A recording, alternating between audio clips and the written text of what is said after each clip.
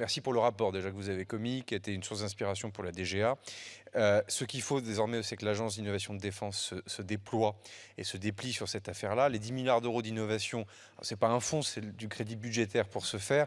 Je pense que l'enjeu pour le ministère des Armées, c'est justement d'embarquer le plus possible les start-up.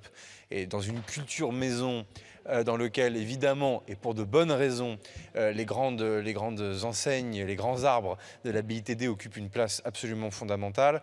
Au milieu de tout ça, on a un foisonnement français de start-up, qui sont d'ailleurs parfois des anciens des armées, de la DGA, ou des anciens des grandes boîtes de la BITD, qui constituent un tissu absolument extraordinaire et que parfois, pardonnez-moi cette expression, un mal de chien à accéder à la commande publique de l'État ou à des fonds qui permettent d'accélérer ou en tout cas de consolider. Donc là, après, ça rouvre en tiroir les sujets qui ont été évoqués, y compris par les amendements de Jean-Louis Thiriot, sur l'accès au financement, parce que bien souvent, les entreprises dont vous parlez parfois ont du mal à trouver une forme de crédibilité bancaire, alors que pour le coup, d'autres compétiteurs, eux, n'ont pas les mêmes difficultés. Donc ça, c'est un débat qu'on a eu lieu depuis le début, mais enfin, il faut le réaffirmer.